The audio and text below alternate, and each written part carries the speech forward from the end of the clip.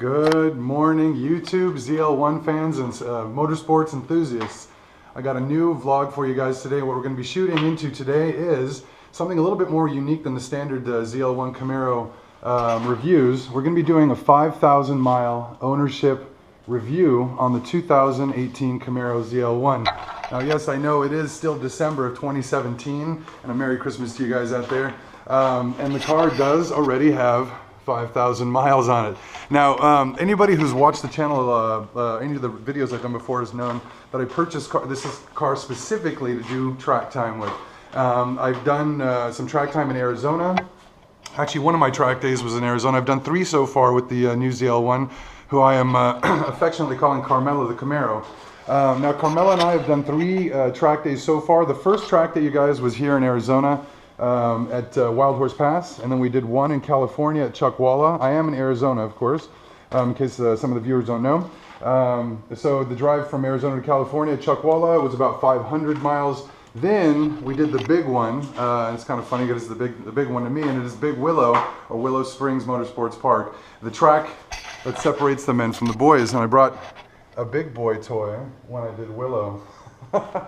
Now, what I want to do for you guys is a review from, let's say, fans out there and even owners out there, or excuse me, potential owners, people who are looking to purchase a ZL1. They want to know how the car, handles dynamically day to day. How does it work? What kind of gas mileage it gets? The whole thing, basically.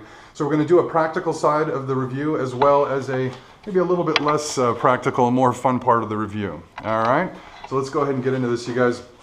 I'm actually going to start from the very, very beginning. My Camaro ZL1 does not have the extreme track package, but it is fully loaded to the nose minus the sunroof. Okay, now I didn't do the sunroof, you guys, because I was doing track time and I am a pretty tall driver. I needed as much headroom as possible, so I went without the sunroof to give me a little bit more room in the vehicle itself while I'm on the track with my big old head and helmet. All right, now the other important thing for that is, even dynamically to consider it, to add another 65 to 80 pounds, or let's say 65 pounds realistically, to run and operate a full sunroof with the full mechanism. You're basically placing the weight in the worst part of the car for the car dynamically. You don't want this big old heavy thing at the top of the car, acting to help the car yaw back and forth. So my car is again fully loaded, including the Apple CarPlay, minus the sunroof basically here. So it does make the Camaro ZL1 a very approachable, I know a lot of people are going to kind of flame me for this basically, but we would call this maybe an approachable supercar. If it's not a supercar, it's definitely a sports car. But in terms of its resume, on paper, the numbers, everything about it, it's supercar, all right? 650 horsepower, 650 pound-feet of torque.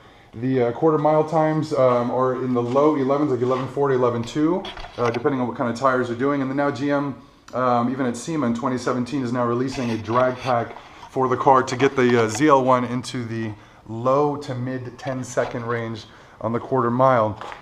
So again, affordable or approachable supercar, maybe a sports car, depending on the who you're talking to out there.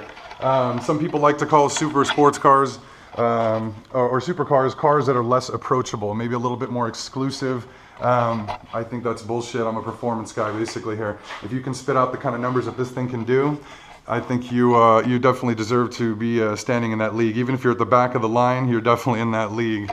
So again, $69,980 is what I paid for this car, or that was the sticker price on this particular car, which is pretty high, because you can get them even for the low, not the low, it's probably 64 to 65 if you don't get all the bells and whistles and that kind of thing.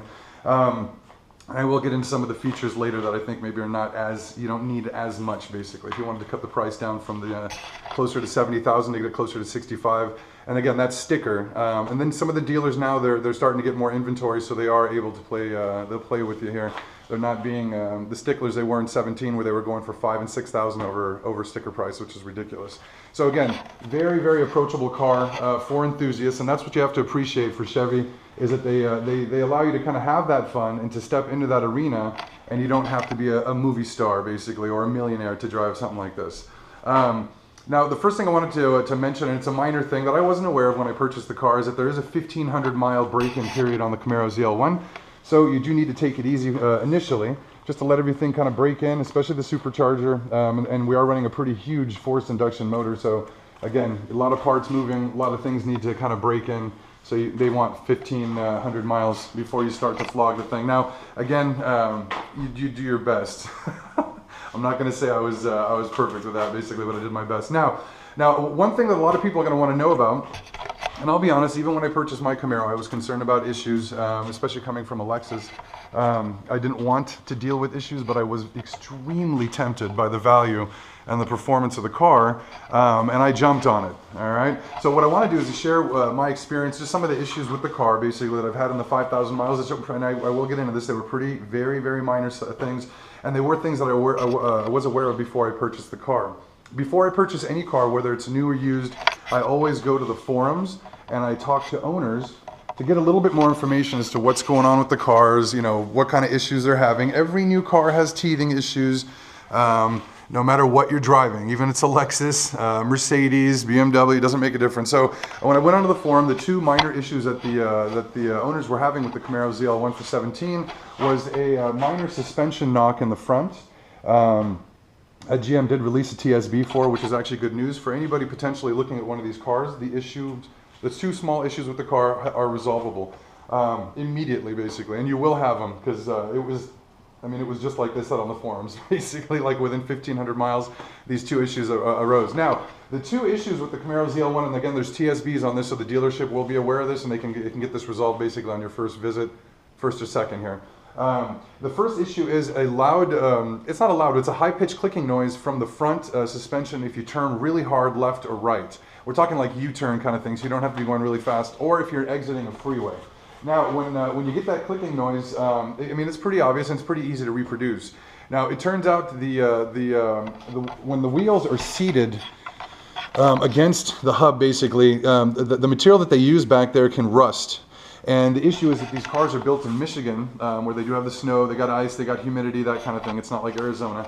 So the plate back there will rust, and for some reason, and nobody's understanding really the mechanism of how the clicking starts or comes about, basically, but it creates a clicking noise. So the TSB involves, it's a very simple thing. It's like less than half an hour. They pop the front wheels off. The gentleman will have to scrub all of the rust off the material. They clean it and prep it. And then they go ahead and basically clean it up, like I said, close it off, put the wheel back on, and the clicking goes away. So it's a very, very easy fix. The second issue, and I did have this, it was immediately after my first track day, after the second session or the first session, I can't really remember exactly. I think it was actually the first. Yeah, and I did run the second. Now, this is the issue: is the front sway bar end links, which are very, very accessible. Obviously, you're not going to be able to see them, but they are right behind the tire. There's one at the top, one on the bottom. Okay. Now, what they're finding in production basically is that these end link bolts are not being torqued fully, or if they're being torqued, just the bolt style itself is able to come loose. So, GM has released a TSB to provide a new end link bolt. Now, the issue with me is that I had my car out for a track day, and when I had the car out for a track day, the bolt was loose, and then I think what I did was I damaged the actual sway bar end link itself. So when they put the new TSB bolt on, it ended up still having a very, very slight knock, or they would tighten it up and it would come back.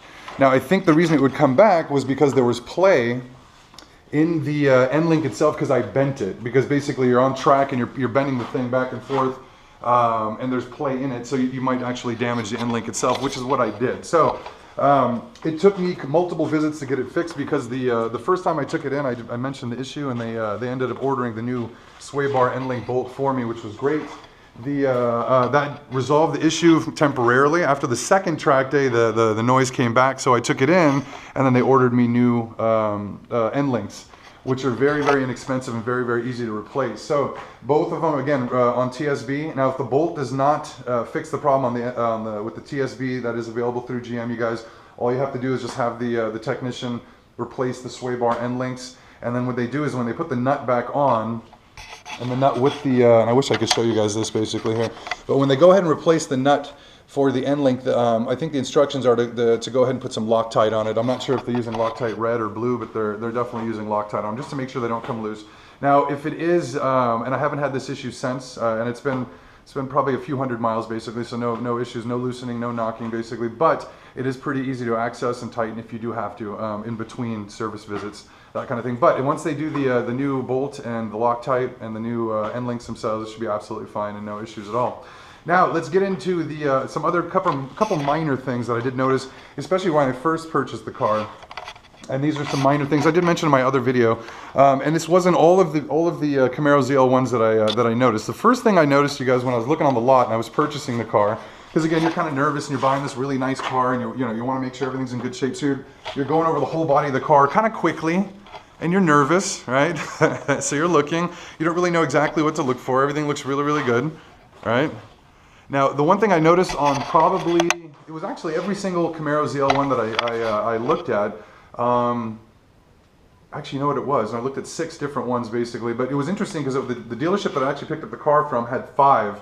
All 5 of them had the exact same thing, which is this very minor bumper misalignment. If you guys look at that, it's really splitting hairs. You see how it's flush here, and then it just kind of pops out there. If you go to the back, you'll see it here as well. That kind of thing there. It's very minor. Again, flush, very pops out. Now, if I push here, right, it lines up, then it gets worse on the other side. And I think what happens is when the car moves around, it just kind of levels itself out. That was a pretty minor thing. Now, again, you guys, the Camaro ZL1, even for $70,000, and it is a hell of a bargain because you're basically driving a $250,000 performance, $250,000 worth of performance for 65 to 75 grand, depending on what trim level you get with the ZL1. So, I mean, again, you have to expect some of the stuff, basically. It is still a factory-tuned car. So, again, it's an upgraded, extremely upgraded version of a base car, which is a $27,000 V6 Camaro, basically, here. Now, so again, some of the stuff you have to expect. Now, the other minor thing I did have, you guys, and I mentioned, again, in one of my other videos, extremely difficult to see. I don't know if you guys can even see it here. I'm going to try. Right, somewhere in this area right here, it's about a dime size clear coat defect. It looks almost like, and there's a very slight one here. I can't even see it right now. I think it's right here. But the clear coat defect is so minor, it's hard to see without extremely low light, basically, or basically direct light on it, like from a cell phone.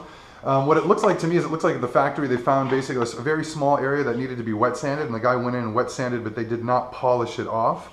So I took care of that afterward, basically. There is quite a bit of wax on the car too, so that's probably what's making it a little bit harder to see. So I dealt with that myself, and it was a pretty minor thing. So again, we've got the bumper issue, which is pretty minor. I have not had them address it. Why? I don't want some guy at a body shop to have my 650 horsepower car for a week to fuck around with it. Basically, I'm not going to do that. It's not worth it to me. A friend of mine has a 2015 Mustang GT. Had the exact same misalignment for the bumper, and then he actually traded it in, just random circumstances, and then he ended up getting a 17, and he said the 17 had the bumper even more misaligned, basically. So, hey man, it is what it is. It's pretty minor stuff. Now, some of the more, again, practical issues, or practical sides and information for the Camaro ZL1. I know most owners who look at these cars and shop these cars are not really going to give a shit about the gas mileage, you guys, but I'm going to be one of those guys and give you the information. Now, I don't care what they tell you at the factory, or excuse me, on the sticker when you purchase the car, what the gas mileage is. Basically, I'm going to give you my real world gas mileage. I do mixed city and highway. It's mostly highway, and it's mostly extremely open, like highway bordering rural areas, so extremely empty. So I'm usually cruising at, we'll call it higher speeds, okay? So the gas mileage I'm usually shooting in the 13.5 mile range.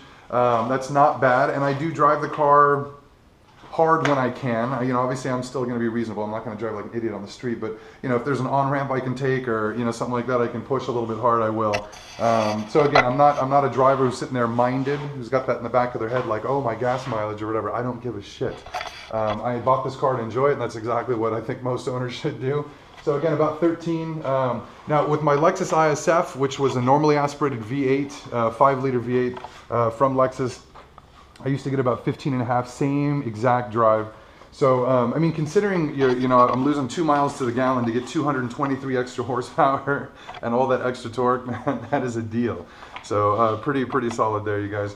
Now, in terms of insurance, this is another practical side too. I'm comparing this to my Lexus, you guys, and I don't have any tickets on my record right now. But when I called Geico and I insured for my 2010 Lexus ISF to this insane 2018 Camaro ZL1, these bastards took another $150 a month from me. When I, kind of said, well, what? Wait, what? How? What? The lady said, hey, that's, it's because the value of the car is a lot higher than the ISF and it's going to cost a lot more to repair it. God forbid there is an accident or it's stolen or anything like that. So again, insurance is definitely going to be higher. It is what it is, man. That's the price you pay for performance. That's the way it works. And gas mileage, like I said, about 13.5, 13.3. Now, the other thing too that you definitely do need to know with a car like this, especially with this kind of power, and this goes for anything with this kind of power, whether an exotic car, sports car, and again, depending on your definition, is the tires. These tires are the Goodyear Eagle F1 supercar tires, okay? And this is the version 3, so this is the 3.0. Now, these are extreme contact or extreme performance tires. So you get insane grip, and they're definitely very streetable as opposed to a DOT R-Comp tire. So you're going to get a lot more life out of them and pretty solid performance. Now the tires, and this might alarm some people out there, but Carmela went through her first set of rear tires in 3,869 miles. And when we replaced the rear tires, and this is the second set, so this is the first set I replaced after the set that obviously came with the car, and the car has 5,075 miles right now. So again, the car goes through tires insanely quickly, insanely quickly. Again, you not only 650 horsepower, you guys, you have 650 pound-feet of torque, so it's a lot of force rotating those things, and the car is pretty heavy, so it's gonna, because it puts that power down, it's gonna rotate and burn those tires up pretty quickly. But again, it is what it is. But be prepared if you intend to own a car like this. Be prepared to become very familiar with their discount tire guy or your tire rack guy. I've actually learned that, hey, Tire Rack is pretty good. You get some pretty solid pricing. They drop them right at the front door. You take them to Discount Tire, they charge me $52 to install the rear tires and balance them. So it's pretty cool. But again, just realize that literally you can go through a set of rear tires on this car faster than your first oil change. That was the case with me. Now, I did 2 track days on those, but I only did 2 sessions the first track day because I had the sway bar end link noise, so I left early because thinking I was going to damage something. And then and the second one was Chuckwalla. I only did 3 sessions because I had 300 miles or 275 miles to head back to Arizona. So again, I'm not doing the 4-session, 5-session track days like some of the guys are because I have driving to do, or the first time I had a little knock in the suspension and I didn't want to make anything worse. So again, heads up, a lot of power, okay? Tires are going to go quick. Now, in terms of the performance of the Goodyear tires, basically, I think these tires get a bad rap, you guys. A lot of guys on the forums will talk crap about these tires and say that they're horrible and, oh, any cold temperatures and they, it's a death wish to drive with these tires and this and that. It's a complete and total over-exaggeration. I just want everybody to know that I hit Willow Springs, actually, in fact, it was last week. Again, fastest road course in North America. Average speed was 103.3 miles an hour with my beautiful ZL1, and I did it all on these Goodyear Eagle Supercar tires. Now, ambient temperatures were 32 degrees during the first session. The second session, it was 37 degrees. On the way to the track, it was 27 degrees in the morning. I didn't slip off the road. I didn't die. The car handled extremely well, in fact. The bottom line is, you guys, is if you're going to drive a car with this kind of power, you have to realize that you're driving a driver's car. This is not just any random little, sports car like a little Scion FRS or whatever it is that you can jump in and go fast safely, and anybody can do it. This car forces you to respect the laws of physics, okay? Meaning, whether you're going around a corner, that kind of thing, whether you're braking a big heavy car like this, that kind of a thing as well, or we just letting the tires warm up.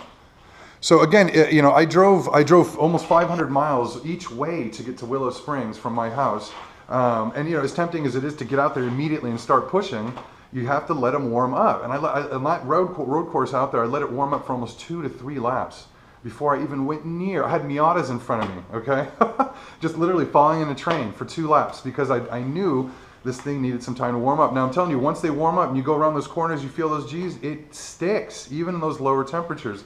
So I think what we do is we have a lot of owners who are basically, coming coming onto a freeway on-ramp, and just for shits and giggles, you know, it's like 30 degrees, and let me just floor it while I've got my fucking phone in my hand, and whoops, there you go, right into the ditch on the side of the road. So in the end, again, it is a driver's car. You guys do need to know how to drive. You do need to respect the car, and you do need to know how physics is involved in performance cars. These things run at literally the limit of what's physically possible. So don't do stupid shit in a car with this kind of power, basically. Just realize the tires need to warm up, and they will go very quickly. All right, now, the last and final thing I wanted to get into, you guys, really quickly, was just, and it's the less practical side of the review, is the amount of attention that this car gets. I have owned some pretty nice cars in the past, you know, thank God, basically, but I have never owned a car that has garnered this much attention. And I've had some friends with some solid cars. I mean, Porsche turbos, Ferraris, you know, BMW M6s, you know, rimmed up, really, really nice cars. And what you find is people feel just completely comfortable coming up and approaching you when you have this car. People love to come up and tell you how much they love the car. I don't care who it is, where you are, you get attention in this thing. I'll be driving around randomly and you're just being paced. People are just driving next to you. They're just looking at the car. You look in your rear view mirror, you're trying to figure out what they're trying to do, and they're actually taking pictures of the car, which is actually kind of fun. Now again, it's not why you buy a sports car, but it's a part of it. Not necessarily to buy the sports car, but it is a part of owning it. People respond to these cars. And man, people have really responded to the ZL1. And it's not just this, you know, just your lay person on the street, basically, including women, man, and especially even kids. It's funny, they're like jumping up and down. At the track day, it was some lady walking around with like a 5 or 6 year old kid, and she's like, "Look, honey, look, it's a ZL1." Now, the other thing too I've noticed too is it does garner even attention from the police, and not so far, knock on wood, man, not negative attention, actually. It's kind of interesting. One day I was leaving the office and I stopped by the gas station really, really close to the office, and I was just filling up the car, and immediately this cop comes around the corner. This is while I'm in the gas station, outside the car with my hand on the nozzle, and I'm filling up the gas tank. Cop rolls up to the car, he turns the lights on. I'm like, what the hell? I got alarmed initially, and I was like, wait, was I speeding before I came into the gas station? And he goes, "Hey man, nice car." And I was like, "Thanks, dude. You just scared the shit out of me, but thank you." So again, it makes it a little bit more fun, I'll be honest, you guys. And it's not like we're all out there just seeking attention, but it is a part of owning a car of this caliber, basically. You definitely do get some attention, you know, from enthusiasts, and from cops who are enthusiasts as well. And this leads me to the second and final story before I let you guys go. On Thanksgiving, I had some friends over, and I let a good friend of mine, Milos, drive my car. And he's the friend of mine who has that 17 Mustang GT. And he was driving the car, and we left our neighborhood. As soon as we left the neighborhood, we made a U-turn, and we started heading back. And there was a cop on the side of the road. The cop immediately starts to follow us, and we're just like, shit. And he wasn't speeding or anything. The guy just got in the car to just check it out. So we basically, we start going down some street, and I told him, make a quick right, just see if the cop will just, you know, continue straight. The cop immediately makes a right behind us to basically follow us. So, you know, he's basically, I think the speed limit was like 35 miles an hour, so he's at 35, I'm in the passenger seat, he's driving the car.